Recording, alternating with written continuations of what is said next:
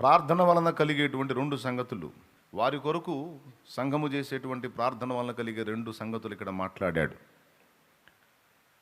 ఏదో మరణకరమైన ఉపద్రవం వాళ్ళకి కలిగిందట, ఏదో మరణకరమైన ఉపద్రవం వారికి కలిగిందట, బ్రతుకుదామన్న నిరీక్షణే వాళ్లకు లేనటువంటి పరిస్థితికి వెళ్ళిపోయిందట. అయితే ఆశ్చర్య రీతిలో దేవుడు అట్టి మరణం నుండి తప్పించాడట వాళ్ళని. ఎలా తప్పించాడు? ఫస్ట్ దేవుడు తన కృపతో తప్పించాడు. రెండవది, మీ ప్రార్థన కూడా దేవుడు మమ్మల్ని సేవ్ చేయడానికి, కాపాడటానికి, తప్పించడానికి మాకు ఉపయోగపడింది. మీ ప్రార్థన మాకు సహాయం అయింది అన్నాడు. ఒకవేళ మీరు కానీ మా నిమిత్తమై ప్రార్థన చేసి మాకు హెల్ప్ చేయకపోతే ఏమయ్యే వాళ్ళమో తెలియదు.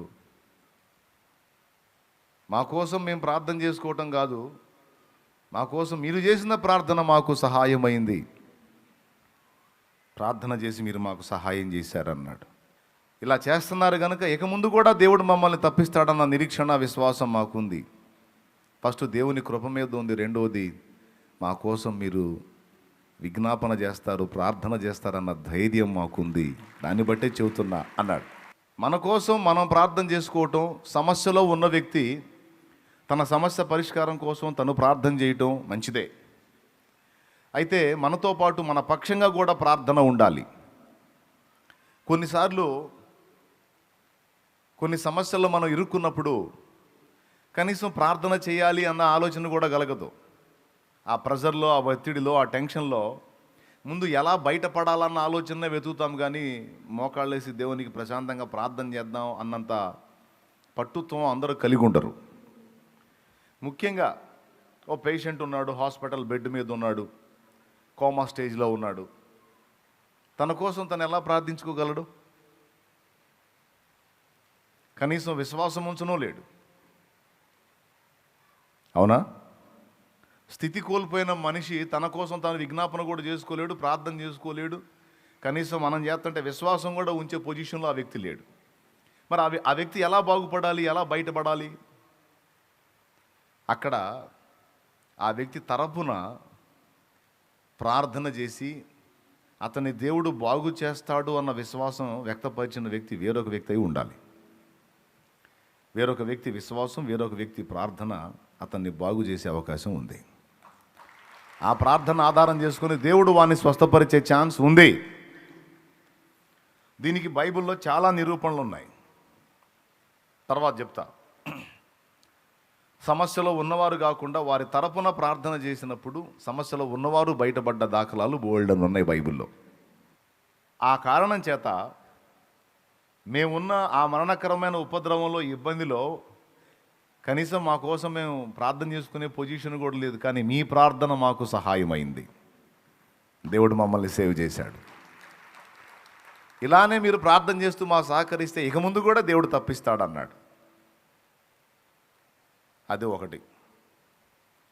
విజ్ఞాపన ప్రార్థన ఫలం. ఇతరులు మన కొరకు చేసే ప్రార్థన వలన మనకు సహాయము దొరుకుతుంది, దేవుని వైపు నుండి మనకు మేలు కలుగుతుంది. ఇది మొదటి సంగతి. రెండవ సంగతి, ఇతరులు మన నిమిత్తము ప్రార్థన చేసినప్పుడు కృపా వరము కూడా దొరుకుతుందట. మనకి సంఘక్షేమానికి అవసరమైనటువంటి కృపావరములు కొన్ని ఉన్నాయి. కృపావరములు ఎన్నున్నా అవన్నీ మన సంఘక్షేమం కోసం దేవుడు వరాలను ఇచ్చాడు. ఆ మాట లేఖనంలోనే ఉంది. 1 కొరింథీ పత్రిక 12వ అధ్యాయము 7వ వచనంలో ఉంది. ఇదే కొరింథీయులకు రాసిన పత్రిక మొదటి పత్రికలో 1 కొరింథీ పత్రిక 12వ అధ్యాయము 7వ వచనంలో ఉంది. అయినను అందరి ప్రయోజనము కొరకు. అక్కడ ఆ మాట గుర్తుపెట్టుకోవాలి. అందరి ప్రయోజనము కొరకు. ప్రతి వానికి కొందరి ప్రయోజనం కాదు, అందరి ప్రయోజనము కొరకు ప్రతి వానికి ఆత్మ ప్రత్యక్షత అనుగ్రహింపబడుచున్నది. ఏలయనగా ఒకనికి ఆత్మ మూలముగా బుద్ధివాక్యమును, అదుగో ఆ విధంగా మొదలుపెట్టి బుద్ధివాక్యము, జ్ఞానవాక్యము, విశ్వాసము, ప్రవచించు కృపావరము, స్వస్థపరచు వరము, భాషలు మాట్లాడే శక్తి, భాషలకు అర్థం చెప్పే శక్తి, ఇలా అన్ని వర్ణించుకుంటూ ఇవన్నీ ఆత్మ తానే అందరి ప్రయోజనం కోసం తన చిత్తము చొప్పున ఒకనొకనికి పంచి ఇచ్చుచున్నాడనే మాట ఆ కింద ముగింపులో చూస్తాం మనం. ప్రియులారా, మన కొరకు ఇతరులు విజ్ఞాపన చేయటం ద్వారా, ఇతరులు మన పక్షంగా ప్రార్థన చేయటం ద్వారా ప్రమాదాల్లోంచి తప్పించబడతాం, ఆపదల్లో ఆదుకొనబడతాం, దేవుని యొద్ద నుండి సహాయం పొందుతాం. ఇది ఒకటైతే, రెండవది సంఘక్షేమానికి కావలసినటువంటి వరములు కూడా మనకు లభించే అవకాశం ఉంది ఇతరుల ప్రార్థన ఫలంగా. ఇప్పుడు చిన్న పరిచర్యలో నా ఆత్మీయ బిడ్డలకి నేర్పుకున్నాను. నేను మీకోసం ప్రార్థన చేస్తా, మీరు కూడా నా కోసం ప్రార్థన చేయాలి. మీరు నా కోసం చేసే ప్రార్థన నేను ఇంకా దేవుని అభిషేకం పొందడానికి, ఆత్మీయతలో ఇంకా ఎదగడానికి, మిమ్మల్ని ఇంకొంచెం ముందుకు నడిపించడానికి దోహదపడిద్ది. కాబట్టి మీరు మోకాళ్ళుని ప్రతిసారి మీకోసమే గాక మిమ్మల్ని నడిపించే నా కోసం కూడా తప్పనిసరిగా ప్రార్థన చేయండి అని ఆ చిన్న మందగా ఉన్న బిడ్డలకి నేను నేర్పా దేవుని కృపతో. అప్పటి నుంచి వాళ్ళకి తెలిసినంత వరకు నీ దాసుని కాపాడు, నీ దాసుని వాడుకో, నీ దాసుని బలపరచు, నీ దాసునికి వరము నిమ్ము, సామర్థ్యం ఇమ్ము అని వాళ్ళు మొరపెడతారు కదా, ప్రార్థన నా పక్షంగా విజ్ఞాపన చేస్తారు కదా. ఆ ప్రార్థనను ఆధారం చేసి దేవుడు క్రమక్రమంగా నాకు ఎదుగుదలను ఇచ్చాడు. అర్థమైందా? ఆయన మమ్మల్ని నడిపిస్తున్నాడు కనుక ఆయనకి అవగాహన కల్పించాయి అన్ని విషయాల్లో. అప్పుడు మేము కూడా బాగుపడతాం, మేము కూడా క్రమంగా నడిపించబడతాం. బిడ్డలు చేసిన ప్రార్థనని దేవుడు లక్ష్య పెట్టి ఎన్నో సామర్థ్యాలు ఇచ్చాడు ఆయన కృపతో. ఇప్పటి వరకు నేను నెరవేర్చిన పనులు ఒకప్పుడు నాకేమీ తెలియవు. అంత తెలివి లేదు, అంత జ్ఞానము లేదు, అంత వయసు కూడా లేదు. ఏం తెలుసు 24 సంవత్సరాలు అంటే.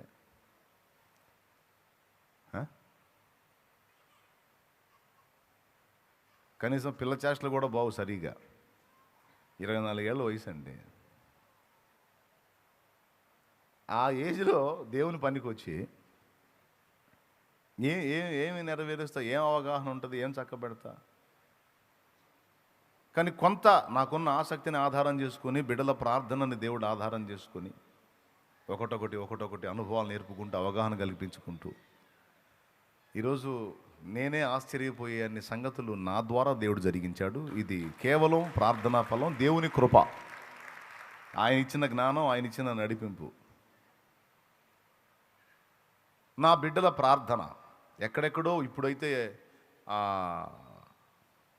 ఆన్లైన్లో ఉండి ప్రార్థన నా పక్షంగా ప్రార్థన చేసే తల్లులు ఉన్నారు, తండ్రులు ఉన్నారు, అన్నలు ఉన్నారు, అక్కలు ఉన్నారు, చెల్లెళ్ళు ఉన్నారు, తమ్ముళ్ళు ఉన్నారు. వాళ్ళ కోసమైనా వాళ్ళు మర్చిపోతారేమో కానీ శాలేమన్నా తల్లులైతే ఒక తల్లి ఫోన్ చేసి చెప్తూ ఉంటుందట, బిడ్డలు చెబుతూ ఉంటారు నాకు, ప్రతిరోజు అమ్మా అబ్బాయి ఫోటో పెట్టుకొని దాని మీద చేయి పెట్టి ప్రార్థన చేస్తాను నేను. ఒక తల్లి చెబుతుందట, 70 ఏళ్ళు 80 ఏళ్ళు ఆ తల్లికి. ప్రతిరోజు చేస్తా బిడ్డ కోసం నేను ప్రార్థన. ఇలాంటి తల్లులు, తండ్రులు ప్రార్థనలు ఎన్ని ప్రార్థనలు ఉన్నాయో నా చుట్టూ. లేకపోతే నేను తప్పించబట్టం అనేది సామాన్యంగా అయ్యేది కాదు. నా చుట్టూ కత్తులే. ఎక్కడ పెద్ద పెద్ద డేంజర్ పొజిషన్లో, డేంజర్ ప్రదేశాల్లోకి వెళ్ళి నేను మళ్ళీ క్షేమంగా బయటకు వచ్చా. ప్రమాదకరమైన పరిస్థితుల్లోకి వెళ్ళి మళ్ళీ క్షేమంగా బయటకు వచ్చా. ప్రతిరోజు అనేకులు నా పక్షంగా చేసే ప్రార్థనల ఫలం, విజ్ఞాపన ప్రార్థన ఫలం. కొంతమంది దీని గురించిన అవగాహన సరిగా కలిగి లేరు. కొంతమంది ఎప్పుడన్నా ఒకసారి విన్నా అది మైండ్లో ఉండకుండా శత్రువు దాన్ని తొలగించడానికి ప్రయత్నం చేస్తాడు. అందుకే ఈ ప్రాముఖ్యమైన విషయాన్ని ఎన్నడూ మర్చిపోకుండా మన అంతరంగంలో భద్రపరుచుకోవాలి. శుక్రవారం మీరందరూ ప్రార్థనా పరులు, ప్రార్థన కొరకు ఆసక్తి గలవారు, దేవుని కార్యాల కొరకు ఆసక్తి గలవారు, ఆత్మీయతలో ఒక మెట్టుకు ఎక్కుతున్నవారు. అందుకే మీతో ఈ విషయాలు పంచుకుంటున్నా. ఇతరుల ప్రార్థనా ఫలం నేను ఇంప్రూవ్ అవ్వడానికి, స్పిరిచువల్గా ఎదగడానికి, ఇంకా దేవుని వరములు కొన్ని పొందుకొని దేవుని కార్యాలు నెరవేర్చడానికి నాకు ఉపయోగపడ్డాయి. ఇప్పటికీ అదే కార్యం జరుగుతుంది, ఇక ముందుకును జరుగుతుంది, మీరు ప్రార్థన హెల్ప్ చేస్తే, ప్రార్థన సహాయం చేస్తే. ఇప్పుడు ఈ రెండు విషయాలే కాదు, మనం ఇతరుల కోసం చేసే ప్రార్థన వల్ల ఇంకా ఏమేం జరుగుతాయి అన్నదానికి ఇప్పుడు రెండు సంగతులు. ఒకటి, కృపావరం కలుగుతుంది. రెండు, అందుకంటే ముందు భద్రత కలుగుతుంది, కాపాడబడతాం. రెండు, మూడవది మొన్న చెప్పాను, ఆదివారం రోజు చెప్పాను నేను, పోయిన ఆదివారం. ఇతరుల కోసం మన ప్రార్థన, యాచన, విజ్ఞాపన, కృతజ్ఞతాస్తుతులు చెల్లిస్తే అది మన క్షేమానికి, సంపూర్ణ భక్తికి, మాన్యతకు, సుఖమునకు, నెమ్మదికి కారణమవుతుంది అని చెప్పాను. ఇతరుల కోసం మనం ప్రార్థన చేస్తే వాళ్ళు క్షేమంగా ఉంటారు, ఆ క్షేమం మన క్షేమానికి కారణమైద్ది అని చెప్పాను. ఎంతమంది గుర్తుందో మరి నాకైతే తెలియదు. తిమోతికి రాసిన మొదటి పత్రిక 2వ అధ్యాయం 1వ వచనం నుంచి, క్రొత్త నిబంధనలో ఉంటుంది, మనము సంపూర్ణ భక్తియు మాన్యతయు కలిగి నెమ్మదిగాను సుఖముగాను బ్రతుకు నిమిత్తం. ఫస్ట్ స్టార్టింగ్లో, బైబిల్ స్టార్టింగ్లో క్రొత్త నిబంధన, పాత నిబంధన పుస్తకాల నామ క్రమం ఉంటుంది. పాత నిబంధన పుస్తకాలు ఫస్ట్ పేజీలో ఉంటాయి, 2వ పేజీ ఇటు తిప్పితే క్రొత్త నిబంధన పుస్తకాల క్రమం ఉంటుంది. కొత్తగా బైబిల్ చదివే వాళ్ళకి అవగాహన ఉండదు, వెంటనే రిఫరెన్స్ దగ్గరికి వెళ్ళలేరు. అందుకని ఒక సలహా, ఫస్ట్ పేజీలోకి వెళ్ళిపోండి. బైబిల్ ఏదైనా రిఫరెన్స్ చెప్పగానే ఫస్ట్ పేజీకి వెళ్ళండి. కొత్తగా బైబిల్ చదివేవాళ్ళు వెళ్ళి పాత నిబంధనలోని పేరు చెప్పాను అనుకో, ఉదాహరణకి ఎజ్రా గ్రంథము అన్నాను అనుకో, ఫస్ట్ పేజీలో ఎజ్రా గ్రంథం ఎక్కడుంది, పాత నిబంధన గ్రంథ పుస్తకాలు అన్నాడు కదా, ఎక్కడుంది ఎజ్రా ఎక్కడ ఉంది, పేజీ నెంబరు, ఆ నంబర్కి వెళ్ళిపోవాలి. క్రొత్త నిబంధనలో ఇప్పుడు తిమోతికి రాసిన పత్రిక అన్నాను, ఎక్కడుంది తిమోతి పత్రిక, జస్ట్ ఇటుపక్క పేజీ తిప్పితే క్రొత్త నిబంధన పుస్తకాల లిస్ట్ వస్తుంది. అప్పుడు తిమోతి పత్రిక, మొదటి తిమోతి పత్రిక నేను చెప్పేటప్పుడు చెబుతా కదా, తిమోతికి రాసిన మొదటి పత్రిక అంటాను. ఏ రిఫరెన్స్, ఏ సంఖ్యలో 190. ఈ 190 ఎక్కడ ఉంది, ఇక్కడైతే 190లో లేదు, మరి ఇంకో 190 క్రొత్త నిబంధనలో ఉంది. ఆ 190 కాడికి వెళ్ళి ముందు ఆ పత్రిక ఓపెన్ చేసుకోవాలి. ఓపెన్ చేసుకుంటే నేను చెప్పిన రిఫరెన్స్ అధ్యాయం, వచనం చెప్తాను కనుక డైరెక్ట్గా ఆ పాయింట్ దగ్గరికి వెళ్ళిపోవచ్చు. కొంచెం నిదానంగానైనా సరే ఆ పాయింట్ని నేను సగం చెప్పిన తర్వాతకైనా మీరు అక్కడ చేరతారు. కానీ వెతుక్కునే పద్ధతి ఇది. వెంటనే ఫస్ట్ పేజీ తీసుకోవాలి, అందులో వరుస క్రమం ఉంటుందో చూసుకోవాలి, ఆ రిఫరెన్స్కి వెళ్ళిపోవాలి. ఎందుకంటే ఎక్కడ ఉందో అది అండర్లైన్ చేసుకోవాలి. అప్పుడు అలవాటు అయిపోయిద్ది అనమాట. చెప్పగానే రిఫరెన్స్ తిప్పుకోవటం మంచి అలవాటు, మీ మైండ్లో ఫీడ్ అయిపోయిద్ది. పదే పదే పదే పదే వాటిని చూడటం వల్ల మన హృదయంలో, మనసులో నిండిపోయిద్ది. ఫలితంగా తర్వాత మనం ఎప్పుడన్నా దేవుని గురించి మాట్లాడాల్సి వచ్చినప్పుడు వెంటనే దాన్ని తీయగలుగుతాం, చూపించగలుగుతాం, చెప్పగలుగుతాం. ఇది మీరు గ్రహించండి. క్రొత్తగా బైబిల్ చదువుతున్న వాళ్ళు, ఆల్రెడీ సీనియర్స్కి చెప్పే అవసరం లేదు, వాళ్ళు ఆల్రెడీ చురుగ్గానే ఉంటారు, అంటే వాళ్ళకి తెలుసు కాబట్టి. సో తిమోతికి రాసినటువంటి మొదటి పత్రిక 2వ అధ్యాయం 1వ వచనంలో, మనము సంపూర్ణ భక్తియు మాన్యతయు కలిగి నెమ్మదిగాను సుఖముగాను బ్రతుకు నిమిత్తము, అన్నిటికంటే ముఖ్యముగా మనుషులందరి కొరకును, రాజుల కొరకును, అధికారులందరి కొరకును విజ్ఞాపనములను, ప్రార్థనలను, యాచనలను, కృతజ్ఞతాస్తుతులను చెల్లించవలనని హెచ్చరించుచున్నాను అన్నాడు. వాళ్ళ కోసం చేయటం ఎందుకు అంటే, శాపములో ఉన్నవాళ్ళు వాళ్ళు, మనము రక్షణలోనికి వచ్చిన వాళ్ళం, మనం దేవుని చేతిలోకి వచ్చాం, వారు సాతాను చేతిలో ఉన్నారు.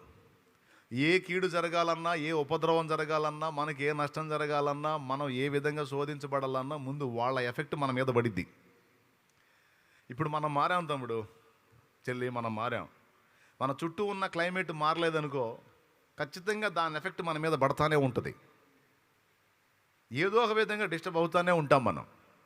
అది జరగకుండా ఉండాలి అంటే ముందు మన చుట్టూ ఉన్న ప్రజలు, వ్యక్తులు, సమాజము, దాని యొక్క శ్రేయస్సు, క్షేమం కోరి మనం విజ్ఞాపన చేయాలంట, ప్రార్థన చేయాలంట, యాచన చేయాలంట, కృతజ్ఞతాస్తుతులు చెల్లించాలంట.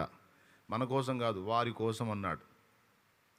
ఈ మాట కూడా ఎంత కీలకంగా చెప్పాడంటే, అన్నిటికంటే ముఖ్యముగా అన్నాడు. చూడొక్కసారి, ఆ మాటని రౌండ్ కొట్టాలి. చూడండి, అన్నిటికంటే ముఖ్యముగా. 3వ లైన్లో ఉంది, మనము సంపూర్ణ భక్తియు మాన్యతయు కలిగి నెమ్మదిగాను సుఖముగాను బ్రతుకు నిమిత్తము అన్నిటికంటే ముఖ్యముగా. నువ్వు చాలా చేస్తుండొచ్చు, అన్నిటికంటే ముఖ్యంగా ఇది చేయాలన్నాడు. అన్నిటికంటే ముఖ్యంగా అన్నదాన్ని రౌండ్ కొట్టాలి, అప్పుడు నీ దృష్టి అక్కడికి వెళ్ళిద్ది. అన్నిటికంటే ముఖ్యం ఏంటిది? అన్నిటికంటే ముఖ్యం ఇక బిస్కెట్లు తిన్నా, లేకపోతే చాయ్ తాగినా, కాఫీ తాగినా, పాలు తాగినా, బోర్నవిటా తాగినా అయిపోద్దా? 4-5 గంటలు ఆకలి కాకుండా ఉంటుందా? ఇవన్నీ ఎన్ని తిన్నా అన్నిటికంటే ముఖ్యముగా ముందు అన్నము తినవలెను అన్నట్టు. దేవునికి స్తోత్రం. అది తినను, నేను ఇవే తాగుతాను అంటే ఇవి మంచిదే, ఇవి కూడా పౌష్టిక విలువలు కలిగినవే, కొన్ని ప్రోటీన్స్ విటమిన్స్ దీనిలోంచి అందుతాయి, కాదనేది కాదులే. కానీ ఇవన్నీ కొంతమేరకే. టోటల్గా నీకు మంచి శక్తి రావాలంటే అన్నిటికంటే ముఖ్యంగా నువ్వు అన్నం తినాలి, లేకపోతే రోటీ తినాలి, కడుపు నిండా తినాలి. అన్నిటికంటే ముఖ్యంగా అన్నము తినాలన్నట్లు నువ్వు ఎన్నో చేస్తున్నావు మంచిది, కానీ అన్నిటికంటే ముఖ్యంగా నువ్వు ఇది చేయాలని చెప్పాడండి. ఎంత కీలకమైన మాటో చూడండి. అన్నిటికంటే ముఖ్యంగా ఏం చేయాలా? మనుషులందరి కొరకును, రాజుల కొరకును, అధికారులందరి కొరకును విజ్ఞాపనములను, ప్రార్థనలను, యాచనలను, కృతజ్ఞతాస్తుతులను చేయవలనని హెచ్చరించుచున్నాను. ఇది అన్నిటికంటే ముఖ్యమట, లేకపోతే మనం ఇబ్బందుల పాలవుతామట. నిజమే. మరి నీ చుట్టూన్న సమాజం చెడిపోయిన స్థితిలో ఉంటే అది నిన్ను ఎఫెక్ట్ చేయొచ్చు, లేదా నీ ఫ్యామిలీని ఎఫెక్ట్ చేయొచ్చు. ఫర్ ఎగ్జాంపుల్, లోతు లైఫ్ తీసుకుందాం. లోతు అబ్రహాంతో కలిసి ప్రయాణం చేసిన వాడు, అబ్రహాము సోదరుని కొడుకు అని దేవుని వాక్యంలో సెలవిచ్చారు. లోతు కూడా ఒక ఫ్యామిలీ ఉంది, ఒక భార్య, 2 కూతుళ్ళు ఉన్నారు లోతుకి. దాసదాసి జనాంగం ఉన్నారు. వాళ్ళు కనాన్లో ఉన్నారు. ఆ ప్రాంతంలో వాళ్ళు ఉన్న ప్రదేశంలో వాళ్ళు ఉండటానికి సరిపోయినంత జాగా లేదు. సో వాళ్ళకి వివాదం వచ్చింది. అప్పుడు అబ్రహాం అన్నాడు, మన ఇద్దరం కలిసి ఉండలేనంతగా మనల్ని దేవుడు ఆశీర్వదించాడు. అయితే పొలములో నీ కాపర్లకు నా కాపర్లకు కొట్లాట అవుతుంది, మనం రక్త సంబంధీకులురా, ఇలా జరగకూడదు. మరి నువ్వన్నా ఆపలేదు, చిన్నవాడివి నువ్వే ముందు అడుగేయాలి, బ్యాలెన్స్ చేసుకోవాలా. నేనైతే నా వాళ్ళకి చెప్పాను, మరి మీ వాళ్ళే కదిలించుకుంటున్నారు, చేయగలిగింది ఏముంది, మరి ఇద్దరం కలిసి ఉండలేము, కాబట్టి విడిపోదాం. కలిసి కొట్టుకునే కంటే విడిపోయి ప్రశాంతంగా ఒకరి పట్ల ఒకరు గౌరవం కలిగి బతుకుదాం రబ్బాయ్ అని మాట్లాడాడు. కొంతమంది కలిసి ఉండాలని నిబంధన పెట్టుకుంటారు, రోజు దండుకొని సత్తారు. కొన్ని కుటుంబాలు ఇదో గోల. స్టార్టింగ్లో అంతే చేసాం, అంతా కలిసి ఒకే ఇంట్లో ఉన్నాం. 2 రోజులకు ఒకసారి, రోజు మార్చి రోజు గొడవ, ఏదో ఒక చిన్న దగ్గర. ఓ రోజు కూర్చొని మాట్లాడుకున్నాం, అందరం కలిసే ఉందాం, కానీ సపరేట్ ఇళ్లల్లో ఉందాం. దేవునికి స్తోత్రం. ఎవరి కుటుంబం వాళ్ళకి అయింది కనుక, అన్న నీకు భార్య పిల్లలు, నాకు భార్య పిల్లలు, మరి మన కుటుంబాలు పెద్ద అయినాయి కాబట్టి కలిసి ఉంటే ఈ ఫుడ్ దగ్గర, శుభ్రం చేసే దగ్గర, ఊతుకుడి దగ్గర, తోముడు దగ్గర ఏదో ఫీలింగ్. కాబట్టి సపరేట్గా అవసరమైతే అద్దెకి తీసుకొని పోదాం. కలిసి ఉండి రోజు ఒకరినొకడు తిట్టుకొని, ద్వేషించుకొని, చండాలంగా మాట్లాడుకుని, స్త్రీలు కానీ మనం కానీ ఎందుకు వాళ్ళ మాటలని మనం ఒకరి మీద ఒకడు కోపడటం ఏంటి, లేదా లోపల బాధ పెట్టుకొని ఉండటం ఎందుకు? చక్కగా 2 ఇళ్ళు తీసుకుందాం. ఆ ఇంట్లో నువ్వు ఉండు, ఇంట్లో నేను ఉంటాను. లేకపోతే ఒకే ఇల్లు తీసుకున్నా సరే 2 ఐటాలుగా ఉన్న ఇల్లు తీసుకుందాం. ఏ ఫ్యామిలీ ఆ ఫ్యామిలీ ప్రశాంతంగా బతుకుతాం. అట్లా కూడా దగ్గర వద్దంటే ఒక అడుగు ఎడమే ఉందాం. కలిసి కొట్టుకునే కంటే ఎడంగా ఉండి ప్రేమ కలిగి ఉందాం, ఎందుకు గొడవ అని చెప్పుకొని అబ్రహాం చెప్పినట్టు అప్పట్లో చెప్పి సపరేట్ అయ్యాం. గొడవలు పోయినాయి, గౌరవాలు వచ్చినాయి. కలిస్తే ఏందబ్బా ఏం చేస్తున్నావు, ఏందన్నా ఏం చేస్తున్నావు, ఏం తమ్ముడా ఏం చేస్తున్నావు అన్న విలువలు వచ్చినాయి. ఒకే దగ్గర ఉంటే ఇక ఎట్టబడితే అట్లా ఆలోచించి ఆ పని చేశా. మరి తల్లిదండ్రుల సంగతి ఏంటంటే ఇక తల్లిదండ్రులు వాళ్ళకి ఇద్దరి దగ్గర స్వేచ్ఛ ఉంది, ఎక్కడున్నా ఇబ్బంది ఏం లేదు. నెల నేను చూశాను, నెల వాడు చూడాలి కదా అన్నదేం లేదు. తల్లిదండ్రులదే అగ్రపీఠం. నా ఆలోచన వాళ్ళకి చెప్పినప్పుడు మంచిదే కానీ ఏమన్నారు. అప్పుడు ప్రత్యేకంగా ఉండి ప్రశాంతంగా ఉన్నాం. ఈరోజు ఆ తిరణాలు పోయింది. లేకపోతే ఈ పిల్లలు ఏదో ఎక్కడో చోట ఏదో ఒక ఇష్యూ. అబ్రహాం అదే చెప్పాడు, ఎందుకురా మన ఇద్దరం కలిసి ఉంటాం, కలిసి ఉండి కొట్లాటలు అవుతున్నాయి, గొడవలు అవుతున్నాయి. ఈ దేశము నీ ఎదుట ఉన్నది, నువ్వు తూర్పుకి వెళితే నేను పడమటికి వెళ్తాను, నువ్వు ఉత్తరానికి వెళ్తే దక్షిణానికి వెళ్తాను నేను. కాబట్టి కలిసి ఉండి కొట్టుకునే కన్నా విడిపోయి ఎవడు సోపాటు పడితే పోయిద్దిరా. కోరుకో ఈ దేశం నీ ఎదుట ఉంది అంటే లోతు అన్నాడు.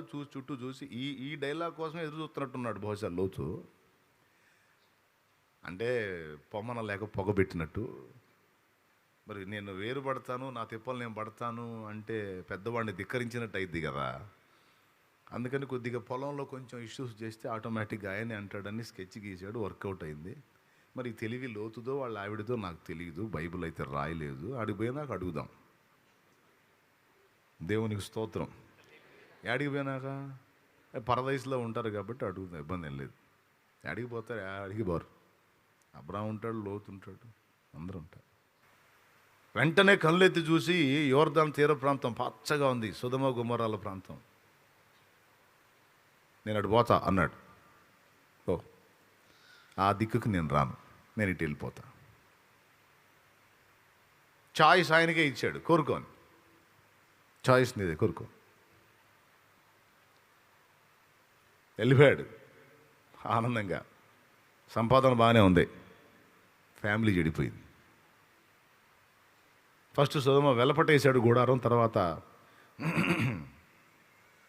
దుష్ట సాంగత్యం మంచి నడవడిని జరుపునని చెడిపోయిన వాళ్ళతో కూసోపోయినా, వాళ్ళకి దగ్గరలోకి పోయినా అయస్కాంతం శక్తి, ఆకర్షణ లాగేస్తారు. మంచి శక్తి కలిగిన వాళ్ళు, చెడగొట్టే రకాలు, మహా పవర్ఫుల్.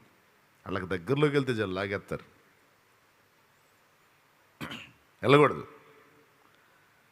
కొంతమంది అంటే నేను తాగను బ్రదరు, వాళ్ళు పిలిస్తే మొహమాటానికి వెళ్ళాను. నువ్వు తాగో, వాడికి అందుబాటులోకి వెళ్తే వాడు దాపుతాడుగా, నీకు ఖచ్చితంగా దాపుతాడు, డౌటే లేదు అందులో. చక్కగా బార్ షాపులో కూర్చుంటాడు, పిలిచేటప్పుడు ఏం తెలియదు, బావా నువ్వు రా బావా, నువ్వు తాగొద్దు బావా, నువ్వు మారావు, మంచి మనిషి మారావు, నువ్వు మారావు, మేము ఎటుకూడి చెడిపోయాం, పాడైపోయాం, నువ్వు మంచి మనిషి అయ్యావు బావా, నిన్నెందుకు చెడు, నువ్వు థమ్సప్ తాగు బావా, మేము ఎటుకూడికి చెడిపోయిన వాళ్ళం అయిపోయాక మేము అది తాగుతాం కానీ నువ్వు తాగు బావా. ఇది మాజీ డ్రింకరు, అప్పుడు బాగా మునిగి తేలినోడు మనోడు. ఇక థమ్సప్ అన్నారు కాబట్టి ఎందురా ఏం థమ్సప్ రా, పోండ్రా నేను రాను. మరీ అంత అతి ఉండకూడదు. నువ్వు భక్తుడు అయ్యావు నేనే చెబుతున్నాగా, నిన్ను చెడగొట్టమని నేనే చెబుతున్నాగా. జస్ట్ థమ్సప్ తాగమని చెబితే దానికి కూడా ఏందయ్యా నువ్వు బే సరిపండి అని పోతాడు. ఇప్పుడంటే చెట్లలో గొట్టలోకి వెళ్ళి తాగుతున్నారు, కూర్చోబెడతారు. కూర్చోబెట్టే బాగా థమ్సప్ తీసుకున్నారా, పెద్ద బాటిల్ తీసుకోండి, మనం కూర్చున్నంతసేపు తాగొద్దు. ఒకప్పుడు బాగా తాగినోడు మళ్ళీ మనల్ని చూసి మన మనసు లాగిద్దు థమ్సప్. ఏది బా ఏం కావాలి నీకు, ఏదో తగలబెట్టండి, ఆ థమ్సప్ కోకోకోలా తగలబెట్టండి. మనిషికి అస్సలు ఇష్టం లేనట్టు ఈ బాటిల్ వాడి తీసుకెళ్ళి కూర్చోబెట్టిన తర్వాత ఆడు కూర్చున్నాక గ్లాసులు బయటికి తీసి ఈ సీసాలో గ్లాసుల్లో పోసి ఒక్కొక్కడు తాగేటప్పుడు ఫీలింగ్ ఇస్తారు. అబ్బాబ్బాబ్బా వాడి దగ్గర సప్త కళ్ళ కనపడతాయి అన్నమాట. ఒక గుటకేసి అస్సలు ఆయన మామూలుగా లేదన్నట్టు ఫీలింగ్ ఇస్తుంటాడు. అది తాగుతా వాళ్ళు తెచ్చుకున్న కోడి ఏమంటుంది, కోడి పకోడీ, ఆ చికెన్ పకోడీ ఏదో ఉంటుంది కదండి, చికెన్ పకోడీ అవి పెట్టుకొని తింటా, ఈ ఉల్లిపాయలు తింటా, అది తింటా, ఇది తాగుతా. వీడేమో ఒకప్పుడు భయంకరంగా తాగినోడు, వాడి కళ్ళ ముందు వీళ్ళు ఇన్ని రకాల విన్యాసాలు చేస్తుంటే వీడికి గుట్ట స్టార్ట్ అయింది. ఏందిరా నన్ను ఇక్కడ తెచ్చారా అన్నోడు, ఏం రాండ్రా ఏదది అంటాడు. బ్రాండ్లు అడగటం మొదలు పెడతాడు. అంతటితో ఆగుతాడా? ఏందోరా, ఏం పెద్దగా ఏం లేనట్టుందిగా. వాడికి అర్థమైంది, పెద్దగా ఏం బాగానే ఉందా, కొత్తగా వస్తుంది అని మళ్ళీ ఇంకో గ్లాస్ తాగుతాడు. మొత్తం వీడికి సగం డౌన్ అయిపోతాడు. ఇక ఎంత బాగుందో, నేను ఈ థమ్సప్ తీయగా తెచ్చింది. చివరికి ఏం బావా, నువ్వు వద్దులే బావ, నువ్వు తాగొద్దు, నువ్వు భక్తుడు అయ్యా, నువ్వు అట్నే ఉండు అంటాడు. చివరి గ్లాస్లో పోసి సడన్గా వాడు ముందు పెట్టి, ఎవరు బావ ముందు పెట్టి, ఇడు బాంబర్దే, బావా నువ్వు తాకపోతే నా మీద ఒట్టే అంటాడు. నా మీద ఒట్టే. అప్పుడు ఈ వీడు అప్పటికి గుటకొట్లాడుతున్నాడు కదా. ఆకర్ష అంటుంది, ఎట్టుందో ఏమో, ద్రాక్షరసం గ్లాసులో మికిలి తడతడతా కనపడిద్ది అంట. దాన్ని కూడా భలే రకరకాల రంగుల్లో చేస్తారు. వీడు వెంటనే, రే ఏంట్రా నీకు పిచ్చా, ఒట్టన్నా ఏందిరా అంటాడే. ఒట్టయితే అయితే గట్టు మీద పెట్టు. వాడు ఒట్టంటే నువ్వు ఒట్టు తీసి గట్టి మీద పెట్టవా, నువ్వు తాగాల్సిన అవసరం ఏముంది? వెంటనే అసలు రహస్యం అప్పుడు బయటపడతాడు. నేను తాగుతా కానీ మీ అక్కకి తెలిసిందంటే నాకు మామూలుగా ఉంటుందిరా, నేను అందుకే మానుకున్నాను రా, నేను మానుకున్నాను. ఎవడన్నా చెప్పాడంటే ఇక నాకు ఇంట్లో మామూలుగా ఉండదు. రై ఎవడన్నా చెబుతారా, చంపి పడేస్తా. బావా ఒక్కటే, మళ్ళీ అడగను నిన్ను ఒట్టు కూడా వేసుకున్నా, పిల్లల గల్లోని నీ ఇష్టం అంటే. ఇటు దాకపోతే వాడు చచ్చేటట్టు, వాడు పిల్లల రోడ్డును పడేటట్టు. ఊరిడి త్యాగం చావా, ఏమి త్యాగం అండి.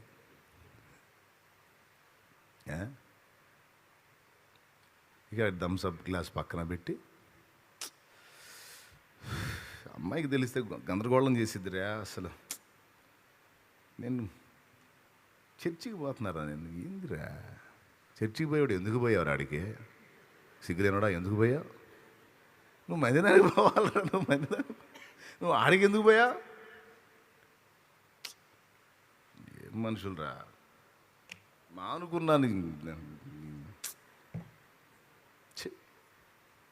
వాడు వీడికి ఆగదు, వీడు చెబుతాడు, రేయ్ చెబుతాను వాడు చెబితే వాడు నేను దంతా నీకెందుకు, అసలు అమ్మో బావగారు అసలు మాట్లాడే పని అండి.